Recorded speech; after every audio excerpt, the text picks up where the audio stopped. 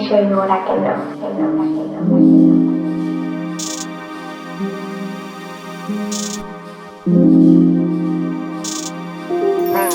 Deep down on the slab.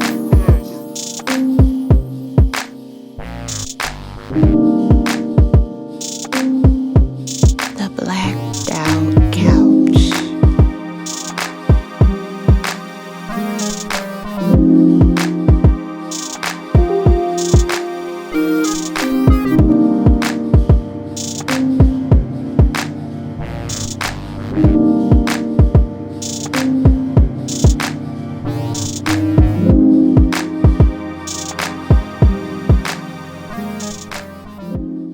That's cool. That's super cool. It make a difference when you got a strong core. I tell you that much. Yeah, It and makes maybe a it huge strengthens your core, difference. know? Yeah. Well, I've been working out for like 6 years consistently. So when I got back on my skates, it was just a matter of mind over body type of thing. Yeah, Once I got that, it was like, man, I'm floating. yeah. See, I love that. I was not big on working out for the longest time. Actually, I talked about that a little bit on episode two. Um, but like, how do you feel like that's been for your mental health? Because I didn't start working out until I was, how old was I? Think I was maybe 26. It was in 2018. And really what started it for me was because I got on the scale and realized that I weighed like, and hopefully this ain't gonna make nobody feel no type of way, but for me, right, I was always fit like all through high school. I ran track, I danced, I was a stepper in college, and then I stopped working out so much to like work. Mm-hmm. And so it's just like the pressures of life, not being happy, all that really just bothered me. And it just Mm-hmm. kind of weighed on my mental health. And I went to food for the answer because Mm-hmm. you never want to stop and tell somebody that you're not okay, right? Like that's kind of the whole Mm-hmm. strong black woman thing. And so when I realized that I had went from being, on average 160 to being like almost 220, I was like, wait a minute. That's not normal for me. Something's not cool. So for me, like working out has always been that place of proving to myself that I am strong so that I can allow myself to be vulnerable in other areas of life. So I'm just curious to see like what working out has been or done for you. Oh man. So just a little history. I've been struggling with my weight my whole life, like ever since I was a teenager. Part of it was, you know, part of it I think is, and I haven't been diagnosed, but um, body dysmorphia. I got teased about my size a lot when I was young, and my family, a lot of people. And so I struggled with my weight into adulthood. I was always an active kid though. Like I wanted to play sports, but my parents, they was real funny about letting me do anything extracurricular. And but I spent a lot of time outside. Like I was a tomboy. I spent a lot of time outside, climbing trees, running around the neighborhood, riding bikes, skating, that type of thing. So I did that throughout high school, and then after I had my daughter, I was 20 when I had my daughter. After I had her, again, like you said, life just kind of, you know what I'm saying, took over, and I didn't care. I mean, I care because I always try to do things to try to be healthy, but then I will fall off. You know what I mean? And but none of it was including being active. Um, I basically what made me get back into trying to be active was I lived on the second floor apartment. I'm like 33. I just got from my doctor telling me that, you know what I'm saying, like I'm gonna be on blood pressure meds soon, type of stuff. And then I noticed myself get to the top of the stairs in my apartment and be fully out of breath. Gotta sit down when I get in the house, and I'm like, man, this ain't cool. Like I'm only, I'm in my early 30s, and the thought of having to take multiple different medications every day is such a huge turn off for me, especially if it's something that I can prevent. I mean, I understand some people can't, but like for me, that was another thing. And so, and also having my nurse practitioner and my PCP prescribe me um, Xanax and Lexapro uh for anxiety and depression. And I'm like, I knew I had anxiety, but I was like, depression, man, I don't, I know people that suffer with depression, and I'm like, I don't know about no depression. So I didn't want to take no SSRIs because of all the side effects when you're trying to, come off of them. And that's what made me start working out. And as far as mental health wise, it's what has made me continue, because I realized some of my anxiety is just unresolved energy that, you know what I'm saying, needs to be channeled somewhere, and exercise does that. So I literally I was having panic attacks all the time before I started working out, and then ended up working out, didn't have another panic attack until I had gotten in a car accident. And I mean, that's probably to be expected, but kept, once I recovered and everything, kept working out, and I don't have panic attacks no more. That's awesome. That is awesome. Thank you for sharing. And that's Oh, yeah. heavy, like, being prescribed medicine, that's I'm sorry, I'm trying to figure out what's going on with the music. I'm like, I'm hearing it too. I'm Yeah, like, I'm like, no, I don't know. Sorry about that, but yeah, yeah, I'm just that was kind of throwing me off. But no, that's so. Do you feel like the medicine? I guess did that cause you to struggle more with your weight, or did that was that kind of just like a reality, I Oh, guess, I check was for never you? on medication. I was Okay, never on medication. okay. Now the Xanax I would take if I was in the middle of a panic attack, but I didn't like taking that anyway because I would have blackouts taking Xanax. So like I would do stuff and didn't know I did it, like didn't remember I did it. And so I would take the lowest dose I could to bring my anxiety down in the middle of a panic attack. And other than that, I didn't take it. And the Lexapro, that's an antidepressant. And I didn't want to start taking something like that, which one, it takes a while before it even starts working like it's supposed to. And then you have to be weaned off of it. You can't just stop taking it. Yeah. And so, and then it's got like a black box warning. And so I was like, you know what? I don't think a nurse practitioner at a regular doctor's office should be prescribing something like this anyway. So let me Yeah. wait till I see a psychiatrist before I start taking antidepressants. Yeah. And then that's when I got into, being self aware, Yeah. noticing things about myself, and learning about ADHD, and I'm Yeah. like, well, that's not coming from depression. Yeah. Yeah. That's I when you had shared that with me about how there's oftentimes misdiagnoses between ADHD and depression, that definitely blew my mind. Depression and anxiety, Hmm. I thought you said. Yep. Yeah. Anxiety and depression. Yeah, Yeah. especially in women, because there haven't been a whole lot of studies on ADHD in girls or women. The majority of the scientific studies on ADHD, especially for like when we were younger, were all done on boys from like 9 to 17. So they don't even, they're just now learning, about adult ADHD. Yeah. It's really crazy, but basically what they say it is you have more synapses for dopamine than you have dopamine in your brain. Oh, got it. That's Yeah. deep. I didn't know that. Well, I think I'm gonna go ahead and get us started here. And actually, Shonda, This conversation feels kind of similar to what we were talking about on episode 2, which the topic was strong black woman. Is it essential or is it erosive?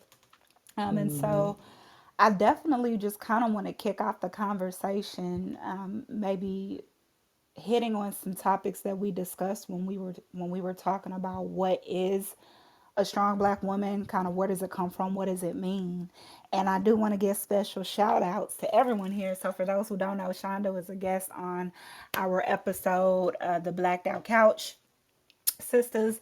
Really enjoyed having her. And then we also have Miss Devin Elise here, who is on the panel. She's also part of one of our sponsors, Lifted KC. Hello, hello. Nice to have you, Miss Devin. And Hey, then Devin. I hope she's able to talk. I know she was hopping on to listen in, but she is actually getting ready to host the Men Heal Oh conference yeah, I saw in that. Kansas City. Yeah, yeah, that's gonna be on Saturday. So, men on the line, we see a few in the room. Thank you for joining us and supporting us. We may let y'all hop on if you raise your hand and have a question. But if you're in Kansas City, be sure to support Lifted KC and check out that conference. But then another special shout out that I want to give to someone who is near and dear to my heart who decided to join this evening is my mother, Brenda. Hi, Mom. I don't know if she know how to unmute, but we gonna figure this out as we go. I'm really excited Awesome. to That's have that's her. awesome. Yeah, she Hi, was. Mom. I don't know. She'll text me if she don't know how to unmute herself. But Got it. Hello, oh, you got it. everyone. It's Hey, nice girl. to be here. This is wonderful.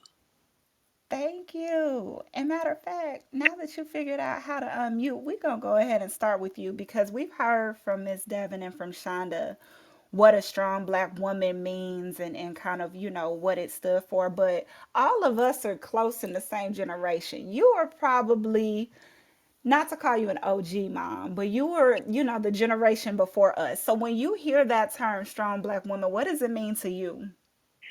Well, growing up, I'm like, uh, let me say, not that many people. I'm from Southeast Missouri by birth, and not many people were going to college. So, like, I'm one of our mom, your grandmother was married twice.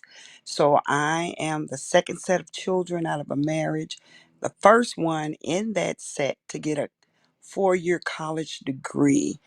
And when we hear a strong black woman, it was, hey, you need to be able to take care of yourself, support yourself, and to be non dependent on your spouse or your male friend, whatever way you were describing it. In my case, it was my husband. So then when I went to college, if I'm taking up too much time, y'all yell out.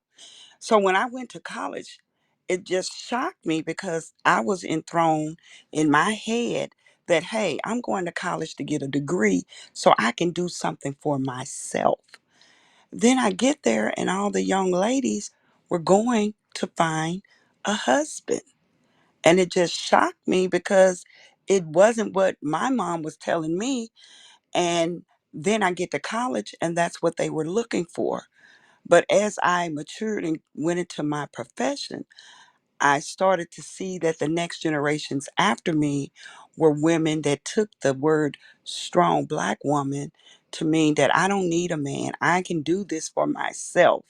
And I needed, but then there was some regression because when they looked up and found out that they were successful, then they looked back and say, hey, they needed a partner. And they had waited and focused on their career and they lost that factor. But for me, being a strong black woman was being confident in myself, doing what I wanted to do, getting married, raising a family, and being a partner to my husband.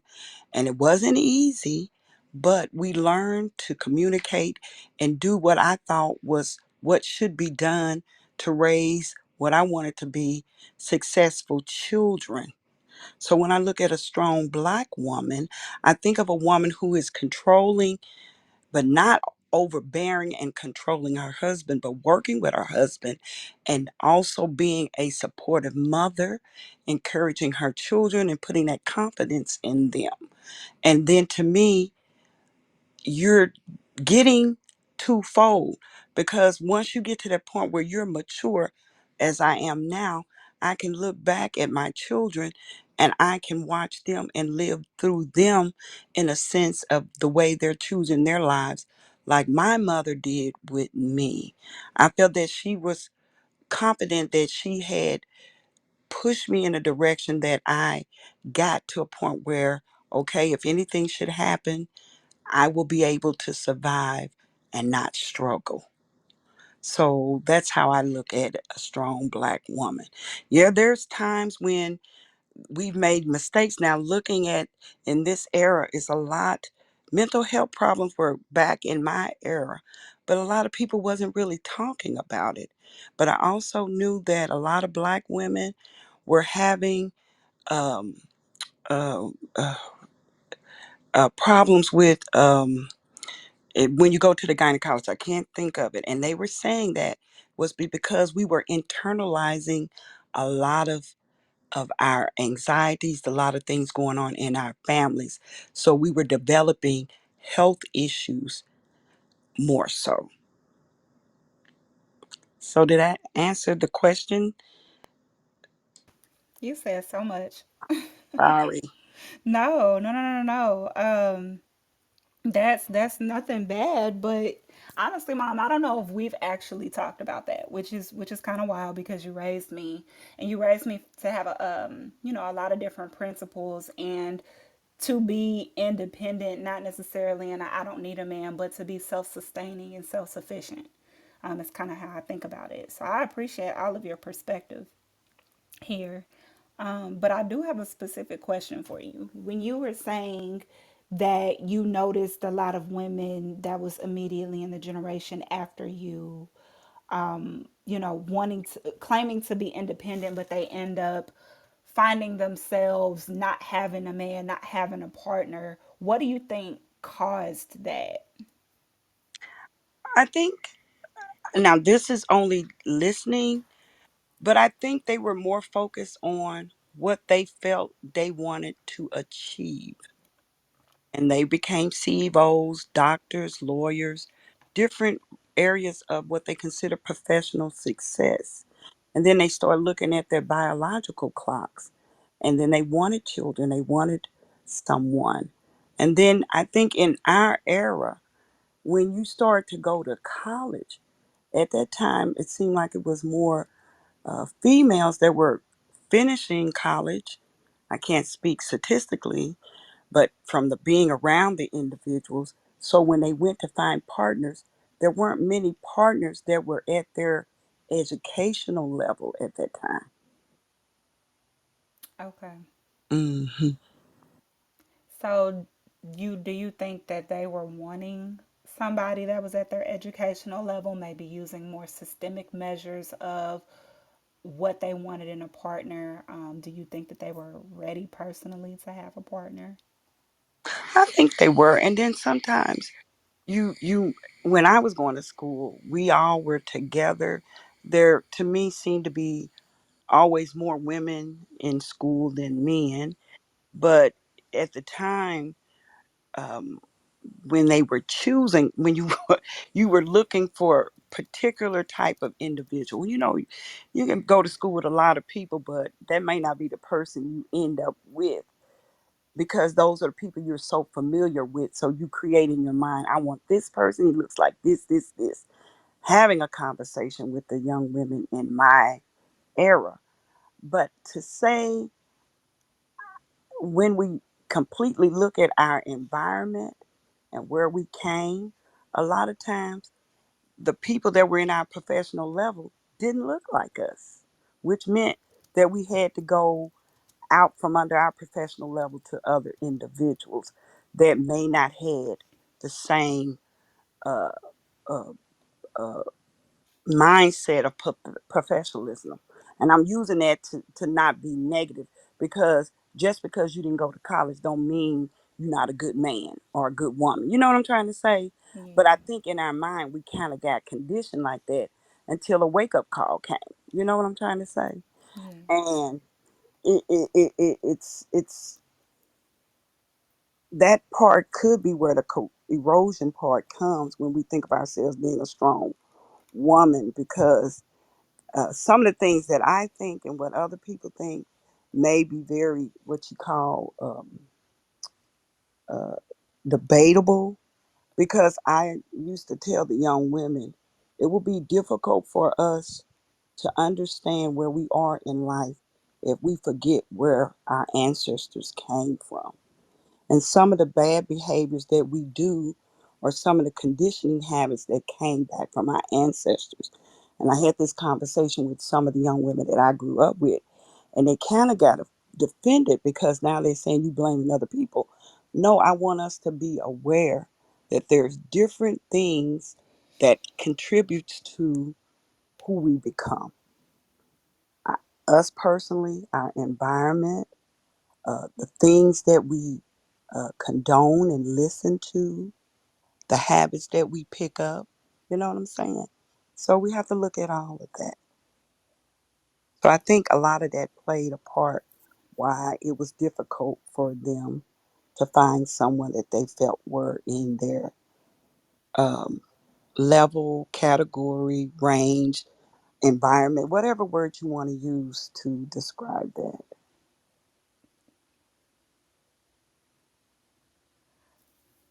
I like that. So, some of what you're talking about, Mom, reminds me of the Willie Lynch letter reading that we shared on the podcast. I'm not gonna read that here. If y'all haven't listened to it, go check out the podcast on YouTube on the major podcast apps. However, really, what I'm thinking about, Mom, is how way back when slaves were being broken, one of the strategies deployed was to traumatize the youth and the women, in terms of taking the head of the household, the man's life, in a very violent way in front of the women and the children. And the theory behind doing that was to train the woman to be independent and strong, and to not know what it feels like to depend on a man, to not even have that assurance of having a male image. And so the objective from the slave owner's perspective was to basically cause confusion or do a reversal of roles in the household, where the woman becomes the man. The man is only ever physically strong, right? Because slave owners needed the men to be physically strong to take care of the crop, to do the heavy lifting that they didn't want to do. And so that in turn got taught down from generation to generation out of fear for the black man's life. And I think that that is still true today, maybe just in different ways. So, Devin, Miss Devin, she had made a comment about how she still teaches her sons to not basically trigger the police. And when they come around, she kind of tells them to fall in line, which can feel contradictory to building them up in every other area. But it's because, police brutality, one could say, is kind of the new way of teaching women and the rest of the black community to fear authority out of wanting to keep the black man alive. And when I sat back and thought about that perspective, it rings true to me on a number of levels, because I'm in investments, my day job. I work for an investment management company, a private company.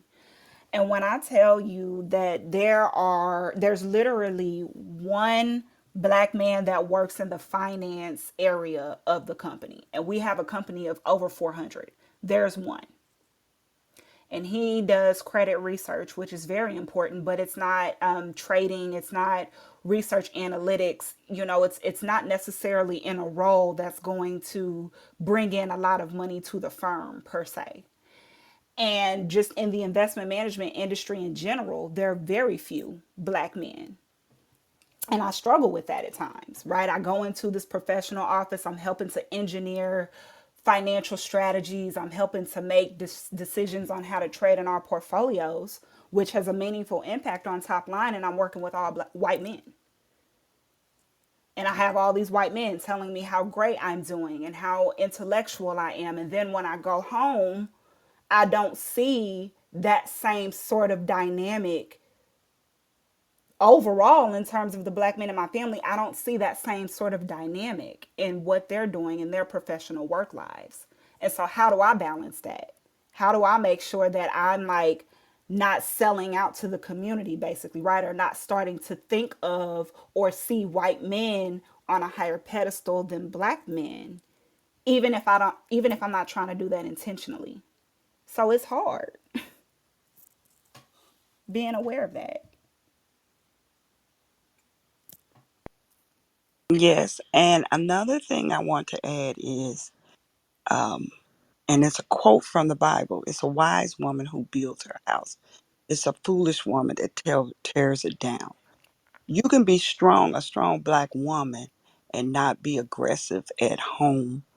You have to be able to want to build your marriage. Now, you know your father background. He was very dominating because he was from Nigeria. And in their culture, the man is dominant. But don't think that the female, the Nigerian women are submissive to the point where they're not strong. They're very strong and they're very strategic, but they have respect in their homes. So, as black women, to be strong, we have to respect our black men and try to make them strong. But, sometimes, even when you look at the Bible, God tells us to humble ourselves. Sometimes being humble is stronger than being over dominating because you have to be wise as a serpent, but harmless as a dove. We have to understand how to create a confident young black man and how to allow him to understand he's still not in his own environment, regardless of how many generations we're over here.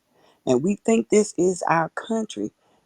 In our minds, the things that we have seen in 2020 keep reminding us. And I always know that this saying didn't come from Gladys Knight, but I remember hearing Gladys Knight say it at a funeral of one of the uh, famous individual that passed.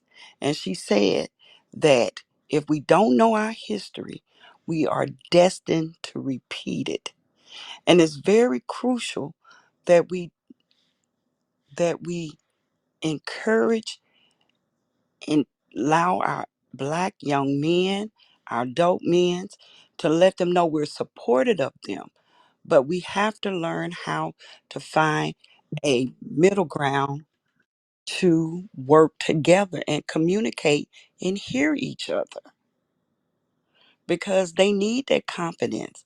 And if they can't get it from their mom, from their spouse, their girlfriend, their family members, then they're not going to get it from outside of the society.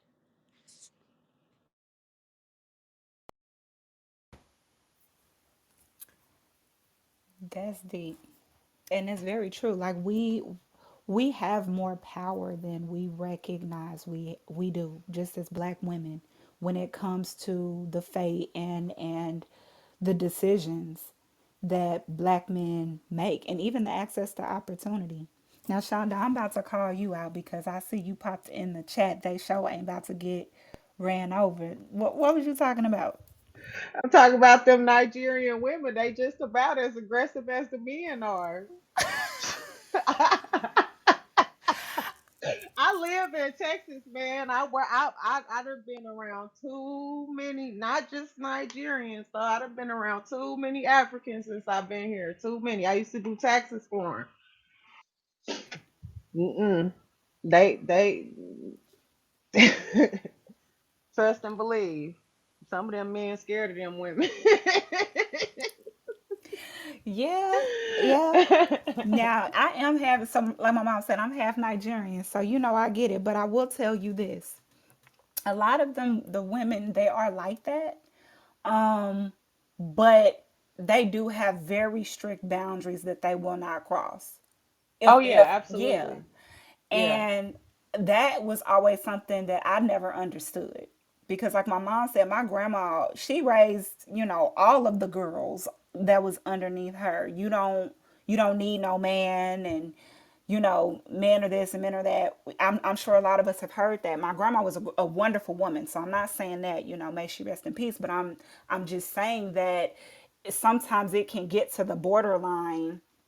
I feel like with some black women, where we kind of become numb to the value of a black man's life, where we're too easy to dismiss them. And I don't know if I necessarily can say that about the Nigerian women. They are strong. Oh They no, yeah, rough, they yeah, no, they don't they not no, they're not dismissing them for sure.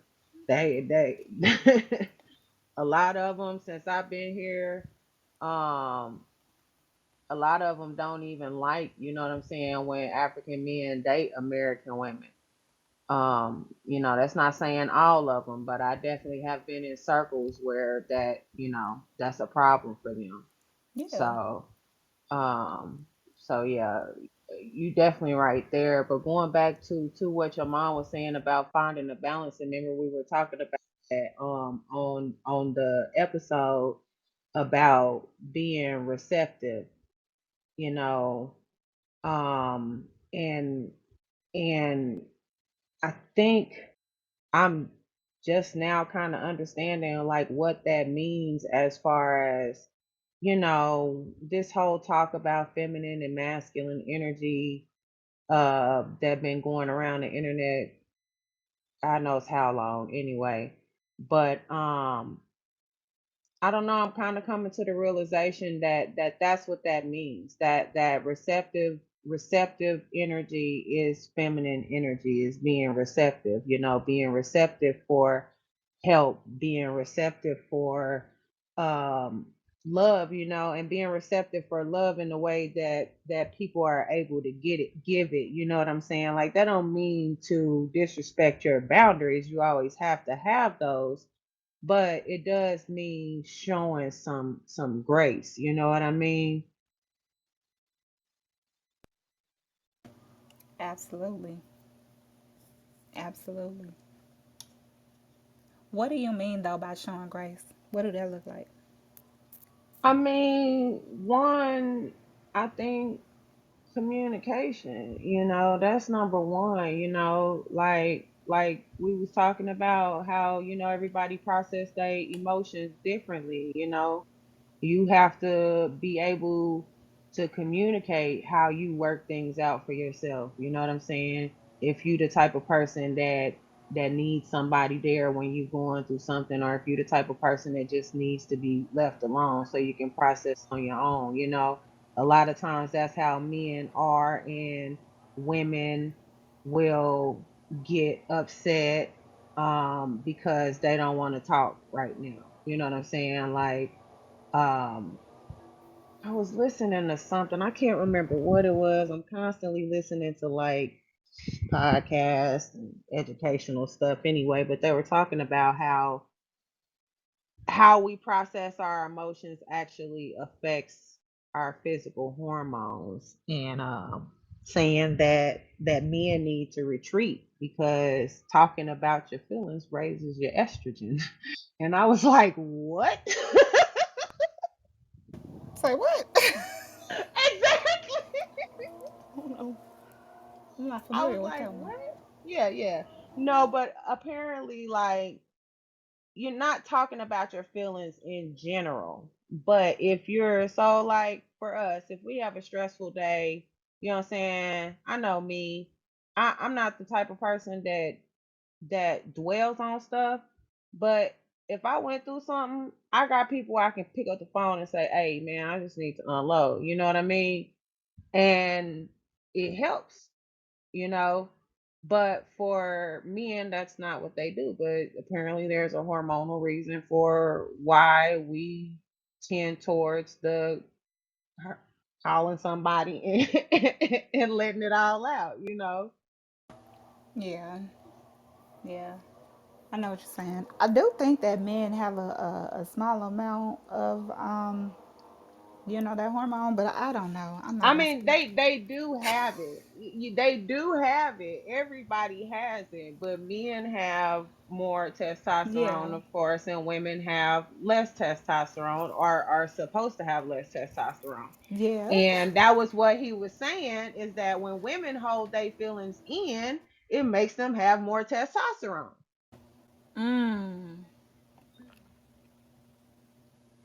Man, that is so deep. That might be what's wrong with me.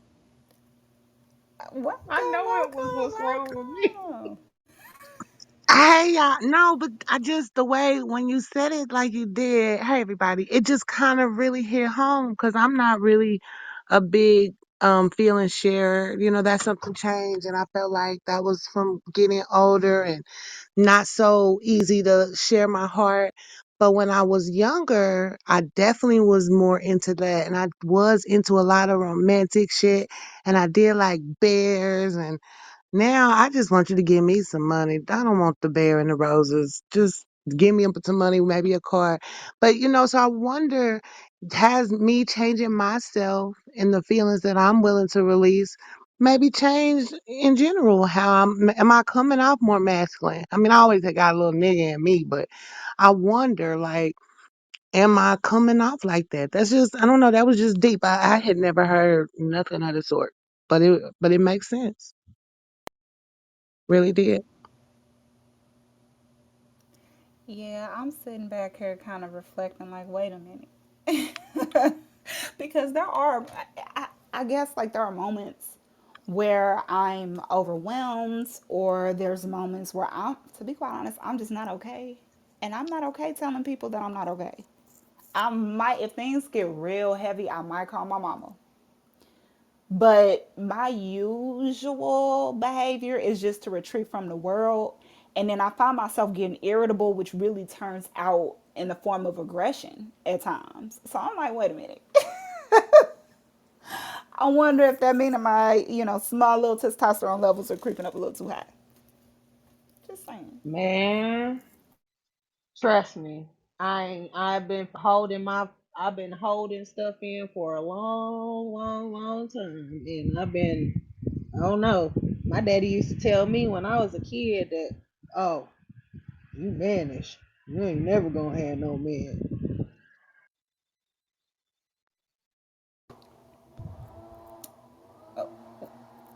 Okay. I Some don't. niggas like that shit.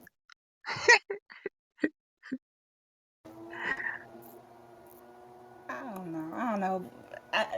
That's kind of that's a bit. The things that parents say to their children, I guess, really does shock me. And I'm not a parent, so I don't know. How emotions can swing around, or how kids can really just tempt you towards boundaries. But the things that some parents can say to their kids, it definitely surprises me, for sure. Hold on, wait. I think we got somebody that wants to come to the stage, y'all. Gonna go ahead. It's one of the brothers, Mr. Genius. Hello. Did you have a question for us? Oh, I'm sorry, y'all. How y'all doing today? I'm just here supporting my boy Holly Rod and Zaire for sure. But Is I'm that not sure that what the question is. I'm time? just supporting my homies though. One love to everybody though. Oh, we glad you're here.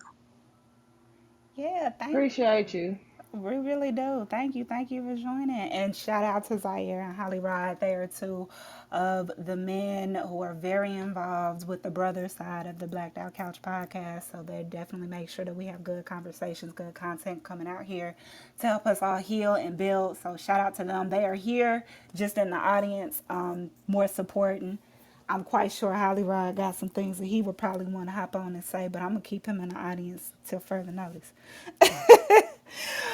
But Victoria, actually, since you're here, I do want to hear from your perspective because we know each other outside of being in Hmm. Clubhouse and being in Black Out Couch, and I just kind of want to hear from you. What's a strong black woman to you? What does that mean? What did that look like?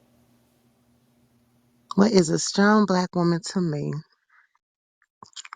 I want to make sure I give my real answer and not the PC version, because that is something that you tweak in different spaces, I think. So let me try to keep it authentic. So for me, it was always being able to stand alone. Um, that to me was everything about the strength. And that's why I had that disclaimer in the front, because we know, y'all, that's not necessarily how nobody, I don't want to be alone, but that's what makes me a strong black woman, that you are here because I want you here. I don't need you here. I'm gonna cover these kids, these bills, and everything on my back, with lots of strength, and we're gonna make it. We're gonna get through. There will be no missteps, no pausing, nothing. One monkey stops, no show. And that's how my grandmother was. Even mind you, she was married. My grandpa was there 65 years, but it was clear my grandma was a strong black woman there. And if he did decide he wanted to do too much. And not saying, me and her always doing something, but y'all know, if he did decide she made it clear, you can hit the door whenever you want. And that was the strength, because I had seen other women beg men to stay, women who are being beaten, women who are being taken advantage of. Clearly, these men were sharing women. And so to me, that was just weak. I didn't even need to know her story. I knew I didn't want to be her. So the strong black woman for me was just always being able to stand alone. And to this day, that's the space. Any person I bring in, any man or however, this is the enjoyment. This is for the time and the space. But you can go, everyone is expendable. And that's because I got me and I got mine. And that's the strength for me. Yeah. And I think that we had to carry that, right? That's what we talked about on the podcast. Is it being a strong black woman was essential in a way because it helped us survive, right? And by us, I don't even mean just black women, I mean black people, right? There Exactly. have been so many times where the system has intentionally uprooted the black man out of the home. Actually, something that I was talking Exactly. to my husband about, and I don't know if I talked to my mom about this, but I want to get y'all thoughts on it. I personally have a little bit of a conspiracy theory on how Father's Day falls around Juneteenth time. And I'm almost certain that Father's Day, that holiday, was signed into um, law, I guess, after the whole liberation of slaves occurred. So I don't think that that was intentional. I feel like it was kind of a systematic way to throw it in our face. There are so many black homes that don't have a father or a male figure at the head, and you just happen to have the day where we're supposed to be celebrating that right around the time of Juneteenth. That just don't feel, it don't feel coincidental to me. That's so deep. And you know what? You probably right. The more and more we go through the files of the stuff that's been done, and the ways they try to trick things, it definitely makes sense. That goes back to why is Black History Month 28 days, at all the months. Yeah, we couldn't have got that 30. But it is what it is, but you definitely that is very Yeah. interesting. And let me just say this too, in regards to what you said on the systematic approach of how things were. That kind of goes in with staying strong. It's not just rejecting brothers or saying, oh, I'm better, I don't need you. They were being pulled. They weren't there. They were constantly being pulled. And if you didn't have enough money and you needed state assistance, they wouldn't let them live with you. You had to sneak your man in there. State assistance would get you, he can't stay here. You see, and it was just so many spaces where it became, no, the man was a problem, and I don't know. And I think over time it really could, and I seen y'all post this. I think y'all said strong woman, is it essential or erosive? And when I read that, that was so deep. Like, I mean, that was big. Like, those words were really, really hard.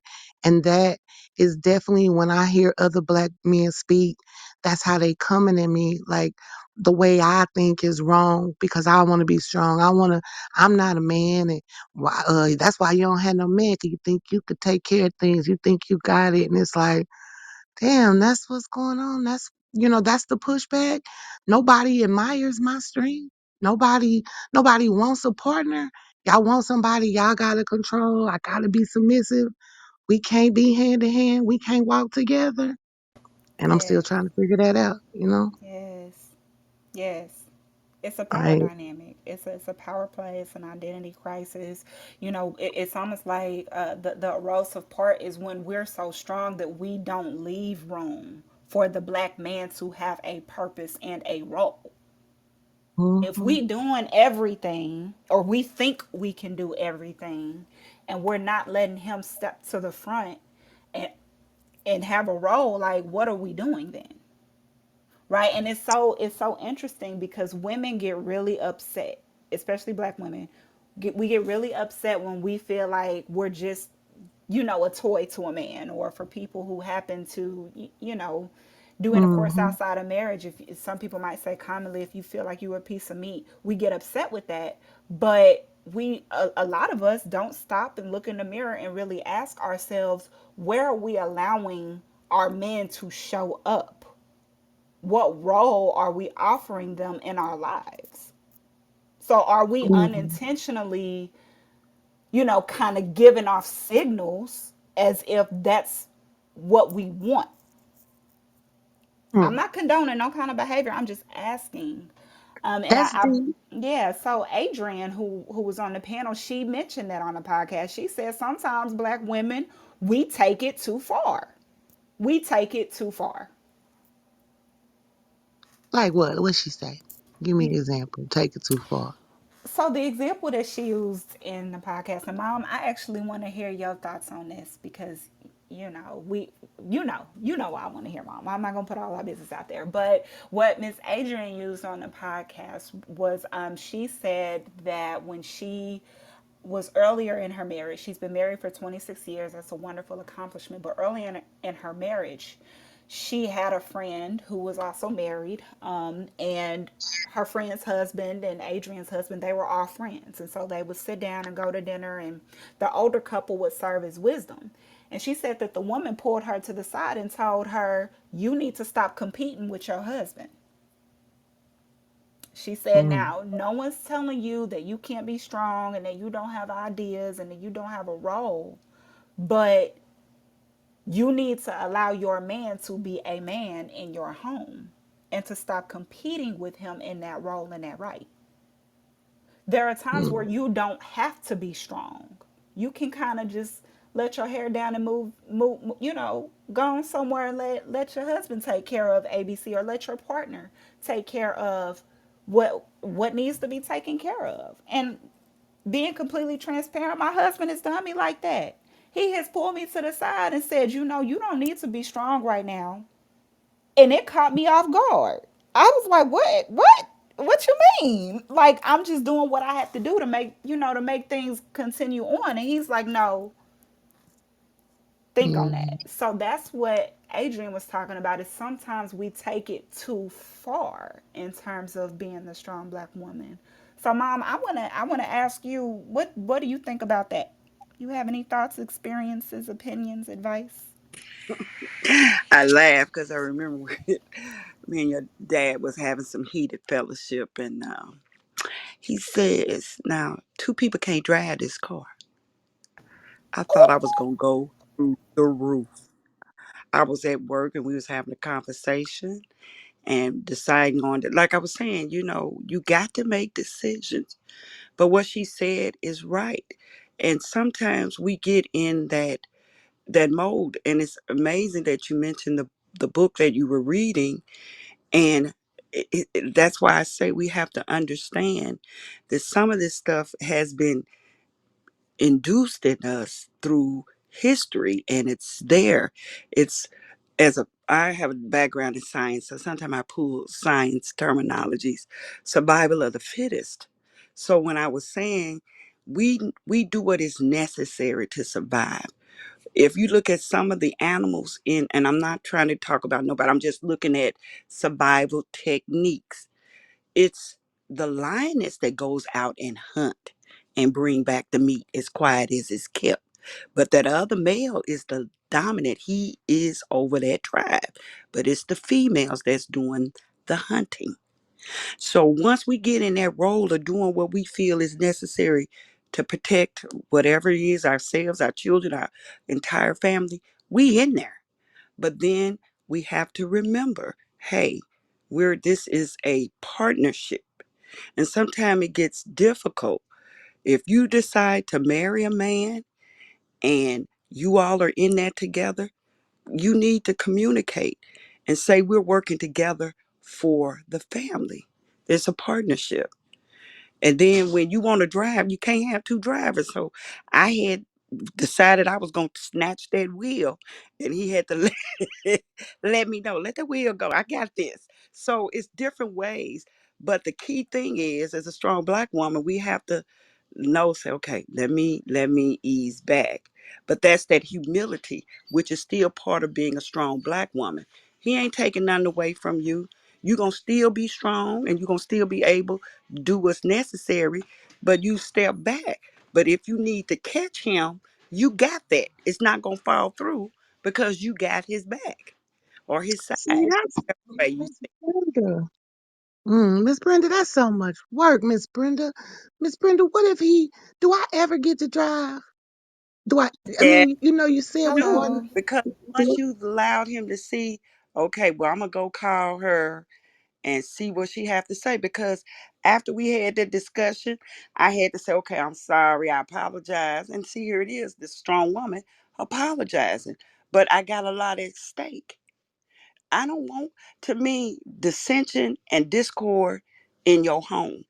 I don't understand these people that like that drama in their house. I like peace. And I know we have our heated fellowship. That's what I call it. Because when we get done, we're going to come back and we're going to apologize like adults. We're going to come to, either we're going to disagree and we're going to drop this and come back, and we're going to discuss it. And we're going to come to a decision. Kimmy, if I'm not telling the truth, correct me. But I had to humble down. But that didn't take away my strength, because now my husband is deceased and I have to drive by myself. My kids help, but I'm the one driving that car. You see what I'm saying? But that's why you don't take down, because when you need to drive completely, you ain't left out there in the cold. And a lot of these women are. A lot of these women, which I believe are the chosen of the men. Now, this is another spin on it, but it's something about a man seems to prefer the needier woman to me.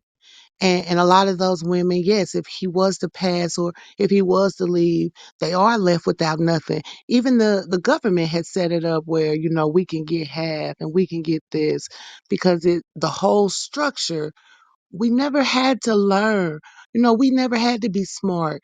They really didn't care if we have jobs. It was all about what the man did. And that again, I think is our fighting strength. So it's just he really supposed to take care of us. But then they don't want to hear that no more. This new age man, they want you to cook food, but they still want 50-50. It's just so many spaces that I'm never, it seems to me like I'm never doing it right. I'm trying to hold it down. I'm taking care. I'm paying, what I'm doing. Everything's moving good. We eating. Nobody's missing a beat. Bills paid. But now I'm doing too much. I'm showing, like I said, too much strength. My man ain't the king of the castle because you the one making all the shots and calling it. But then if I sit back and I don't, and something falls by the wayside, is it my fault? Is it his fault? Who suffers? I think that's where we have to get an understanding. You have to communicate. And I think that's what's hurting a lot of relationships now. I don't think, people say we being for real, but I don't think, are we truly being for real in these relationships? Because a lot of us are still, we're still seeing the actor or the actress.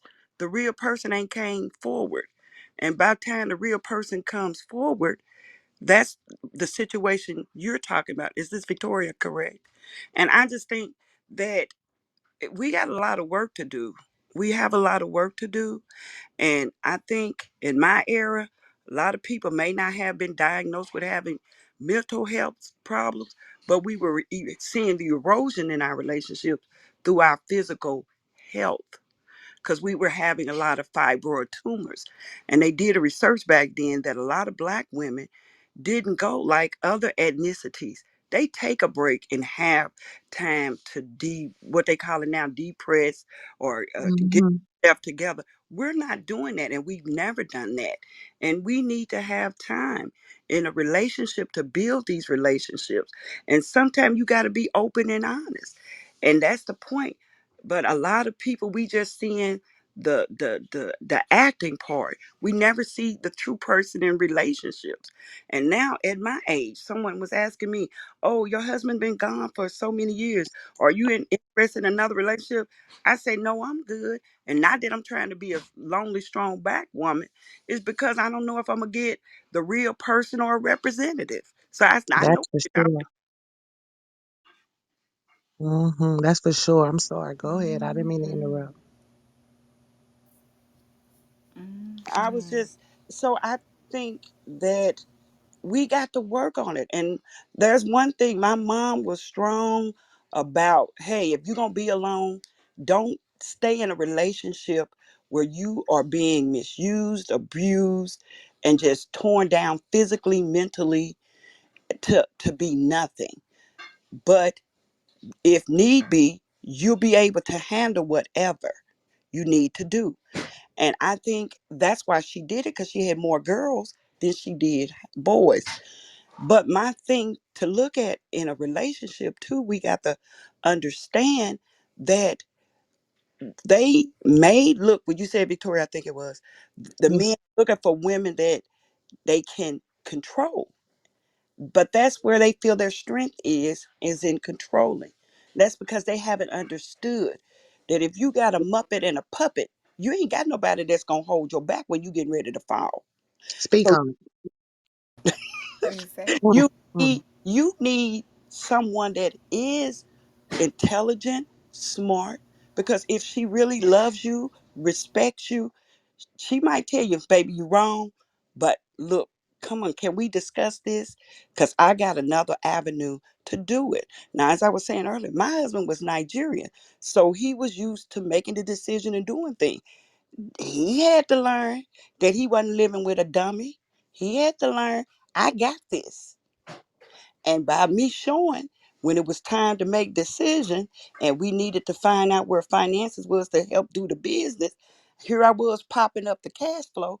He was like, "Oh yeah, she ready." But it wasn't like I was flaunting. I waited till it was time for me to show that I got your back. Do that make sense? Yes, ma'am. It actually makes a lot of sense.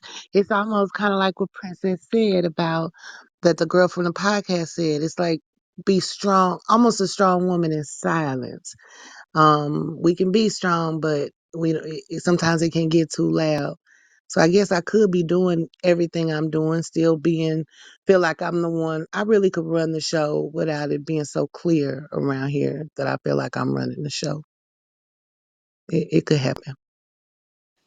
And not only that, Victoria, y'all need to have conversations. Say, "Hey, I'm thinking about doing this. How you feel?" So maybe we need to try having discussions about doing certain things and seeing how it's gonna work. And hey, if you can't handle, you need me to back you up, I'm here for you. Try to use all of that intelligence strategically to put peace and harmony and strengthen, as I had said earlier.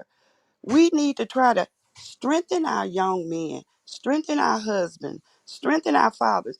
Because, like they said, they getting beat down in the world. They don't need to be beat down in their own home, and they don't need to be doing no beating either. Now, don't make me do my disclaimer. We need to work together. And like I know that I remember a Color Purple when Oprah Winfrey was playing that part, and she said, "All my life I had to fight." I didn't think I had to fight in my home. And I think as black women, the off ground, our home should be a no war zone. We should have peace, harmony, unity, love. Where we going together, working together. That should be the no war zone. And that should be a new shirt. My home is a no war zone. You know what I'm saying? 'Cause you don't have to fight outside of your house. It shouldn't be in it. You're Girl, right. did you just create a whole shirt? I know you said a lot, but she done branded it. Done came up with a whole brand. Okay. So, Holly Rod, who's actually Rodney, that's my husband. For those who don't know, he wants to be invited, to speak. I think he has something to say. Um, but before he comes up to the stage, I just want to throw in a little tidbit about my late father. We were having a conversation. It was in March of 2020.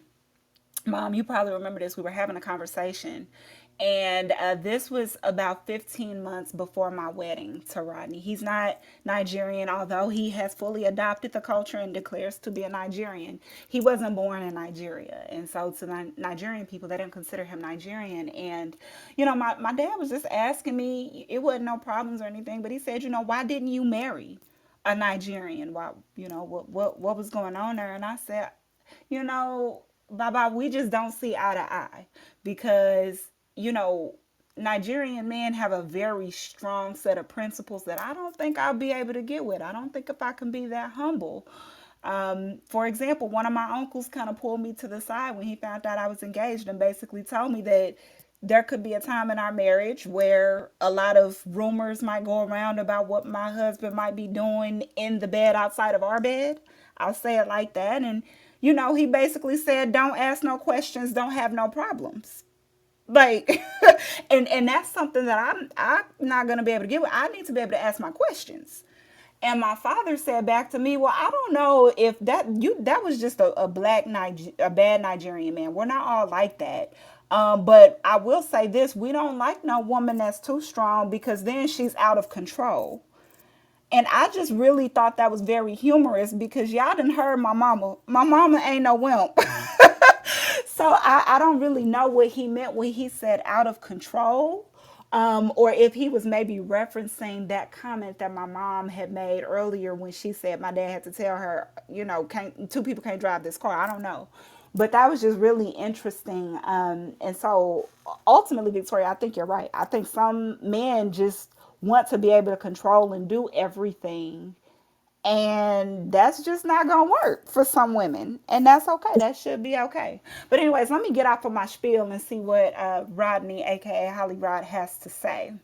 It's some blurred lines for sure, Princess. It really is. I agree. It really is. Because I don't act a fool. I don't fight. I don't break stuff. I don't. So it's some blurred lines. Um, They need them hey, girls. hey, everybody. I didn't really have any comments or feedback. I just wanted to make sure I got what Mom said about the shirt. I wanted to make sure I wrote that down right. You said my home is a no war zone, Mom. Yes, sir.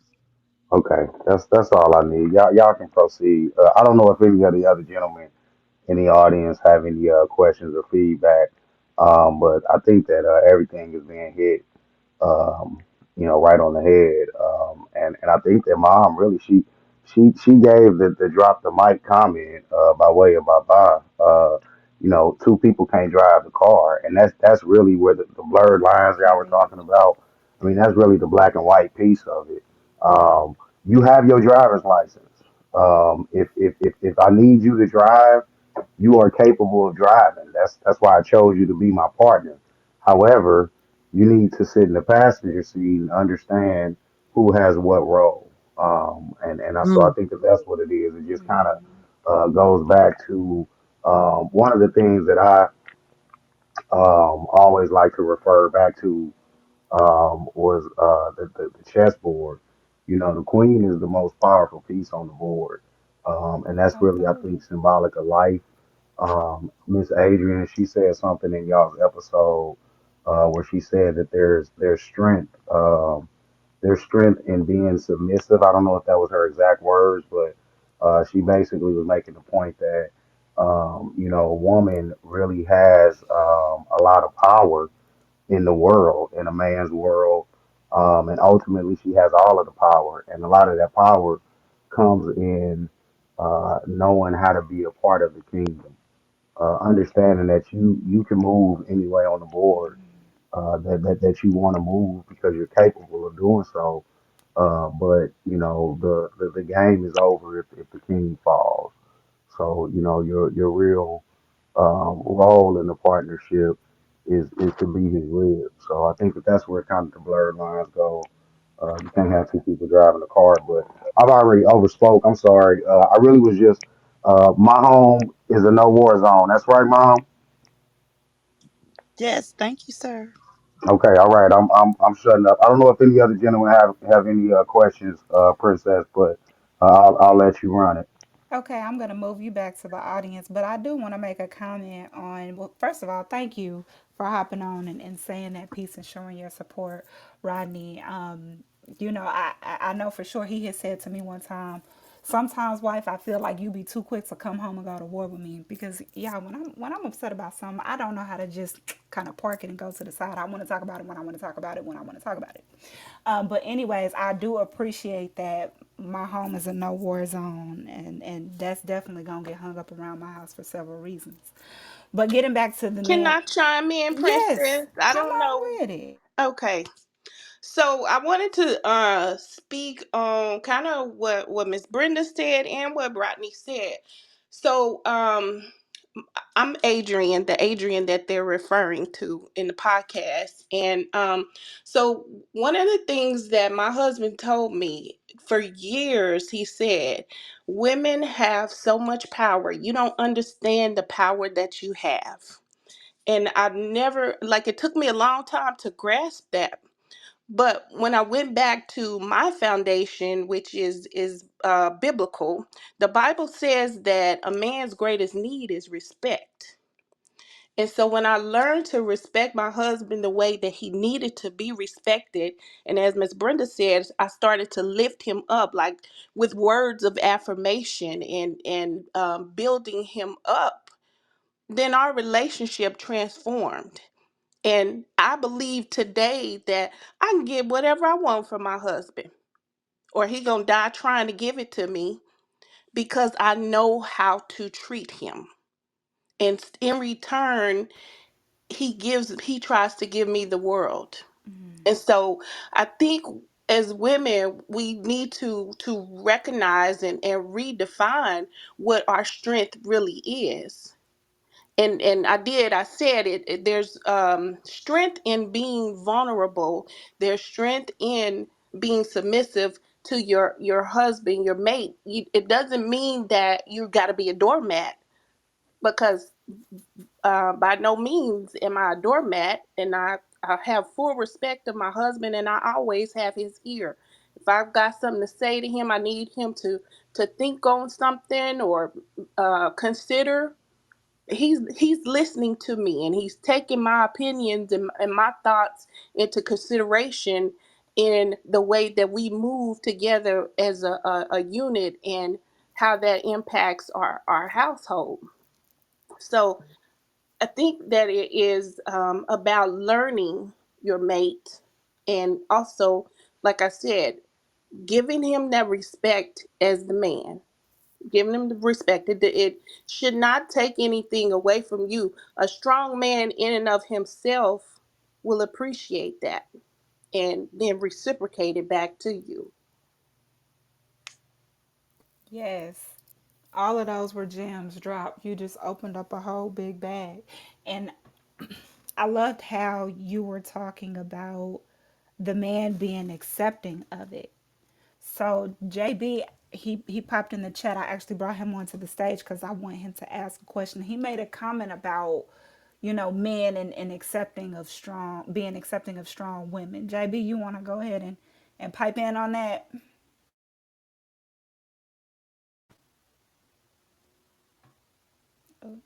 I might have caught him at a bad time, but I'll go ahead and state his question because I am interested to hear. Oh, it looked like I'm he was on sorry. mute. No, all good, all good. Getting used to the platform. Of uh, course. Adrian just said a ton. It's really simple. So from my standpoint, I've been married. It'll be 19 years on Sunday. Uh, Me and my wife, we grew up together, so like there have been it's been a power struggle throughout, and a lot of that was just due to my maturity and what I could actually handle as a man, and what she saw that I was capable of handling. I'm okay with that. Um, but in terms of a man being controlling or accepting a strong woman, myself, I want a strong woman because I look at it like this. I don't want to control you because I have enough kids already. I don't want another one. So I want you to be an adult, understand, and Rodney said it too. Understand, not I hate to say your place, but your role, you know? And roles are fluid. They can change in a relationship. I mean, they might change throughout the week. But overall, just understanding, okay, this is my wife, that's my husband, and honestly, it's just a partnership and communicating what's needed and what has to get done. Um, because it's not black and white, and you have to be this type of person, and you have to be this type of person because life throws curveballs, and you got to be ready to roll with it. Absolutely. Can I Congratulations touch? to you as well. Yeah, go ahead, Victoria. But I wanted to make sure I said congratulations real quick because that's awesome. So happy anniversary to That you. Make sure is you send happy it. anniversary, JB. Yes. Yes. Appreciate it. She is a lucky woman. Oh my goodness. The role, the role came back. I was Miss Adrian had jumped in because I was coming for Hollywood the role, and then and now the role came back. So thank you for that. So let's talk the role. So okay, my that confuses me in a space of I've never when I think of what the roles are and what the man is and this power person in this house and this provider, this caregiver in the home, I've never wanted to be that person or wanted to be that space. To me, it's always a role that no one was standing in.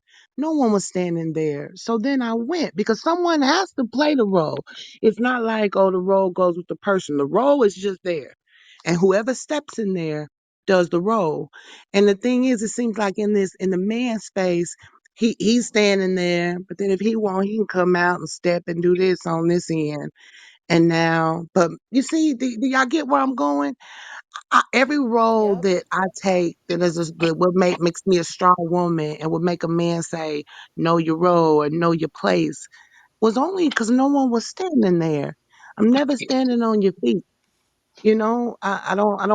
And I believe that's for most women. Women like to be taken care of. I would like to not have to make a lot of the decisions that I guess when I'm not knowing my role. I would love to be in the passenger side. Nobody wants really to drive, but we about to hit a tree. I gotta drive here. Does that y'all So get me? Victoria, I do get you. For I do real. get you. So I think one of the things that's important is communicating. Ms. Brenda said that before, but talking about the expectations, because we come into relationships with our own frame of reference and our own ideas about how things are supposed to go, and they don't always meet up. They don't always align. And so if we're not talking about it and kind of being clear, because even at 26 years, me and my husband have to talk very thoroughly about certain things because he'll walk away from the conversation with one understanding and I'll have a totally different understanding. And when we come back, we're like, that's not what I said. How did you get that? Hello. So Mm. you got to talk like very detailed about what the expectations are and make sure that y'all walking away from that on the same page. That's number one. Number two is I don't know how old you are, but a younger man is going to have to make mistakes. He's going to have room to make mistakes and bump his head. And that might mean that y'all fail sometimes. But Mm. he misses a lesson if he's not allowed to do that. And Now so that's interesting. That's interesting. But what are we a family in here? mhm, I say things like that without too much of my business, but I say things like that because of how I am with paying my bills. The lights never get cut off around here. But if Mm-hmm. you slip up one time and I let the lights get cut off, is that what is required to teach this man? But now I go to K Michelle and I say, can I raise a man? Do I gotta build a bear? Do I gotta build every bear? Do you know what I mean, y'all? I Yeah, mean, yeah. I'm Like, what's 40. the I'm balance? 40. I'll be 41. Where's the space? I don't know. And you mentioned about the communication and talking, and I get that, but sometimes people, I leave it to time. I think that's what I run mostly like, well, maybe time is going to grow them up, or, you got to go through things because sometimes communicating is just, I hate to say it, but I like my idea better. It's not that your idea is wrong. I like my idea better. And is that, and that's like, I guess that's where y'all saying with the strong woman, but we Yeah, surviving. sometimes you gonna have to let him go with his idea, even if you know it's wrong. Even if you Mm, know it's wrong. And I that's know, and good. so that's where I'm talking about that strength comes from. Because you know this is wrong. And you know y'all gonna go off the rails. But you gotta Mm, let him try this so he can see how it works out. So that for whatever, it may be his pride, I don't know. But you have to mm. give him space to do that. And that's you right. And that's the communication. Because to me, I feel that's where I come in as being that partner. When I tell you, baby, that's stupid. Let's do this. That's the, and I can say it better, y'all. I ain't saying I I say it was like getting that, ready but to say. I know, but let's do it this way. But I wonder, is he feeling like, yeah, see, you always trying to be in control. You don't know your role. I want to do it this way. I don't want to do it your way. And yeah, so Yeah, because we've done things, and I mm, knew they was not gonna work out. But I had to sit back and be quiet and let him see how it was gonna all play out. And so in that, he learned some lessons that he wouldn't have been able to learn if I had took over or fought. And I mean, I gave my opinion, of course, but and Miss sometimes, Adrian, yes, right it there, you is. just answered it. You just answered the whole princess question. That's a strong black woman, cause that's the strength I don't have yet. That to be quiet, to be humble, that's the strength, because that's Mhm. obviously what's required. Mhm. Yeah. Yeah, yeah. And It Victoria, Victoria, I did not mean to talk over you, but I was trying to ask Adrian, like, what is that balance between um letting us bump our head versus driving off a cliff? So I think you it's not a like a cut and dry answer, honestly. It's you gotta learn to pick and choose the battles wisely. And so some of them you gonna have to give in and let him have his way. And again, you gonna fail, and you know you gonna fail. I knew we was gonna fail on more than one occasion, but I had to give him that space. I had to give him that room. Okay. And then in him going through it, he learned a lesson because he's not the person that learns through teaching. He learns through doing. Let's figure this out, and then we'll make adjustments as we need to. But we got to try it. That's how he learns. And so I had to understand that about him, and again give him that space. And in the back of my mind, knowing that it was gonna be that it was gonna be a disaster, and then not say, "I told you so." I knew it, and that was hard. That was hard. It probably was on my face, but I didn't say the word. Uh, I'm hearing that. Wait, Rodney, before you go, real quick, before you go, Marcus has something to say, and he has been waiting. So I wanted to make sure I went ahead and passed him the mic. Thank yes, you. ma'am. Thank you, Princess, and everyone. Wonderful discussion. Few things, cut me off if you need to. As a pastor, we know how to talk. And so, one of the first things that I would like to say is that we have to make sure, as couples, marriages, we have to make sure that we're eating off the same plate. If you're not receiving the same foundational message on where you're trying to take your marriage to and what you're trying to grow, it's not going to work out. It's going to be hard. Our elder, Miss Brenda, she, shared excellent wisdom about, the marriage. And this is one of those things, been married for mm, 23 years. Um, 23 years. And Yes. so when I first got into the marriage, and this is one of those things, let me cut to the chase real quick. I've heard the word accept. When you look at the term accept, if you look it up in the Merriam-Webster dictionary, I'm a simple man, so I'll let you look that up. But one of the things it says to willingly accept, to take it on. There's a lot of things that I don't accept. I don't accept, people telling me I have to stay in certain areas. I don't accept people telling me I can't go up so high, etc. There's a lot of things that I do not accept.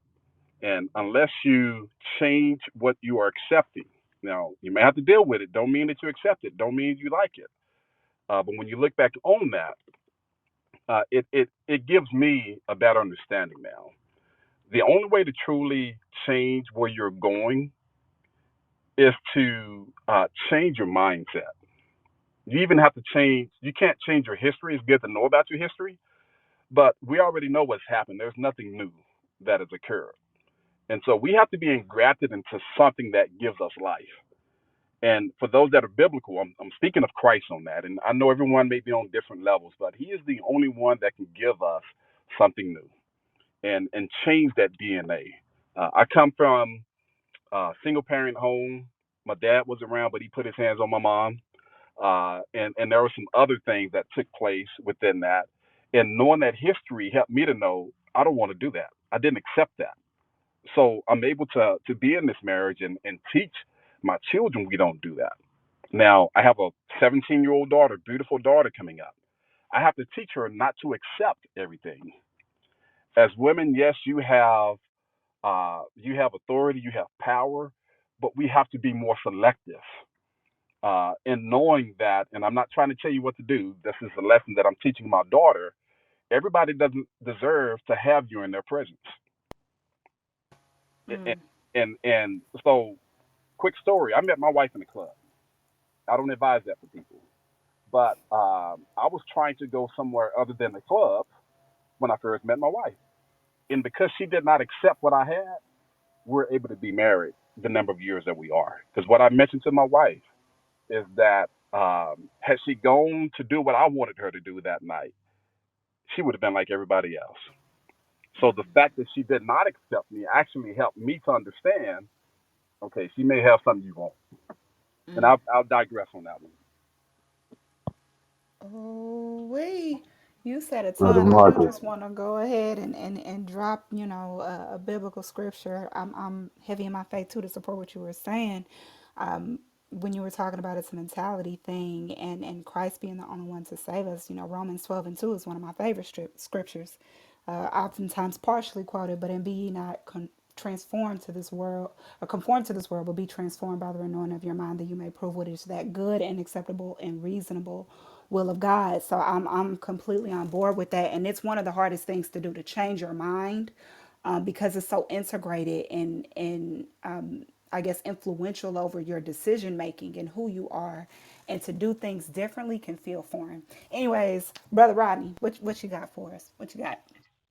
I'm really just piggybacking off of what everybody is kind of speaking to, in terms of, like, choosing your battles and knowing when to step up, or kind of take charge.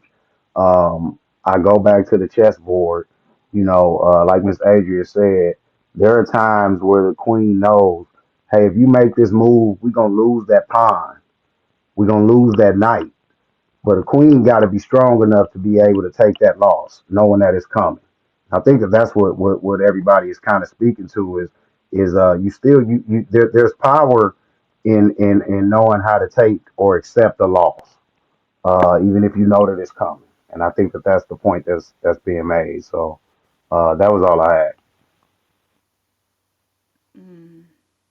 So this, I'm not dumbing down or trying to belittle anything that we just said, but when you said that, Rodney, and even when Adrian said that, I immediately just went to being on a sports team.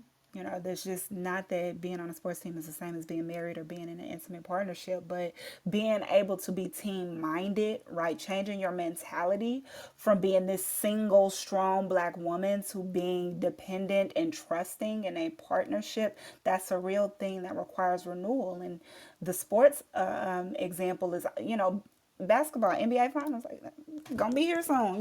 We're in playoffs, and there are some times where the not the wrong player, but the player that's not necessarily the playmaker might pull up and they gonna make a shot that everybody like you wasn't supposed to make that shot, but in that moment he felt like it. The team, they're not gonna stop and go to war, right? Like the player's not gonna hop off the bench and start for real like interrupting the game and throwing off the flow of what's going on to kind of say like you wasn't supposed to do that, we're gonna fall out. And so there is humility and strength in being composed and trusting and vulnerable. So yeah, I'm with that. And I think that's really at the heart of what we are talking about in terms of the essentialism and the erosiveness. Yeah. I just want to say something real quick. And I know when we're talking about a strong black woman and then the erosion, I know that when we look at our young black men today, some of them have not had mentors or some people that they can look up to, and it's difficult.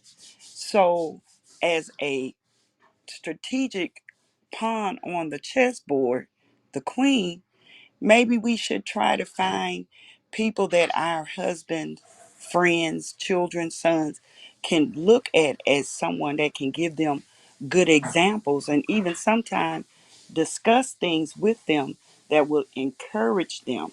The same way for me in my life, like I said at a event that we were hosting, my mom was there for me as far as she can give me advice for my life.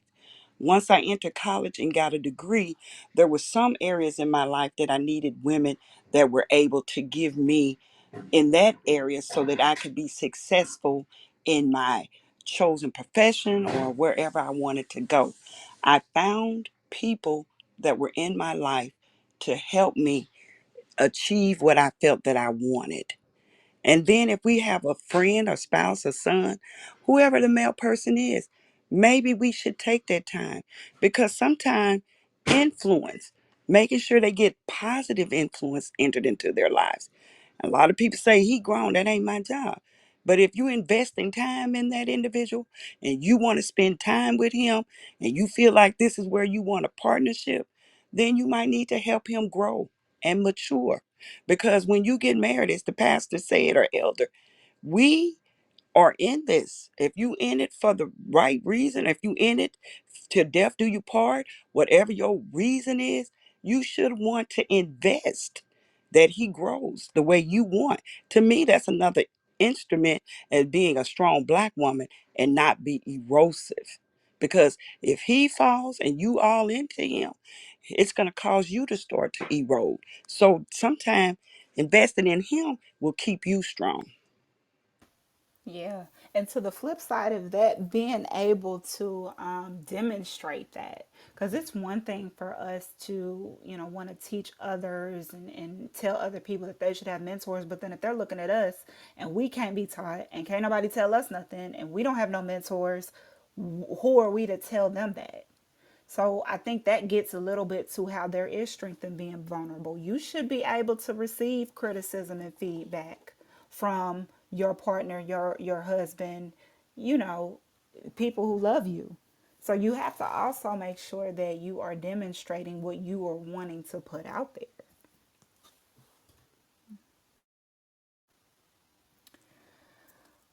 Oh yeah. I need to just take a breath. Whew. We said a lot and I enjoyed this conversation, but I want to be mindful of time. Y'all, we've been here. We've been here.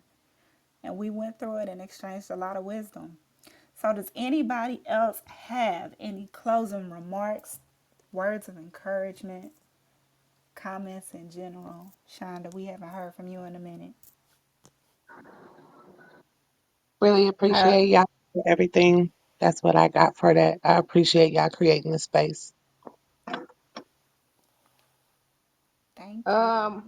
I don't have nothing extra. I mean, it was a good conversation. Definitely glad I came in, but I'm about to go to the Yeah. skating rink. Yes. Go do that. Have fun. Have fun. We appreciate you. We'll hear from you in future episodes and conversations. Thank you for joining us. Yeah, Be for safe, sure. of course. Thank you for having me. Of course. Of course. And Victoria, the comments are on you. Like, thank you for supporting. We want this space to truly be somewhere where we can have conversations like this and start to teach each other and build each other up and support each other and love on each other instead of just tuning into the culture and listening and feeding into the celebrities drama. Like, we as a people, we have a lot of healing and a lot of growing that we need to do, and we wouldn't be able to start creating this movement and creating a generational change and impact if it weren't for supporters like you. So much love, Right love, love. on. Right on. Thank you. Thank you. It was great. And Pastor, I know you was talking to me in the third person, but I heard you, Pastor. I really did. I really heard you, Pastor. I really did. Really did. So I appreciate that as well. Yeah, I appreciated the conversation. Appreciate you, sisters. Y'all did your thing. Enjoy the episode and definitely enjoy this follow up, this unpacking session. And shout out to brother Marcus. That's my brother, man. He's been instrumental in my growth throughout the years. I've known this brother over 20 some years now, and we've been through it. So I've seen a lot of growth from him early on, and he's helped me and be instrumental in my growth. So, I do. If I had one last comment, just to go back to what Miss Brenda was saying, and that was really what me trying to give that shout out to Brother Marcus, is because you do have to surround yourself with people that can help you grow.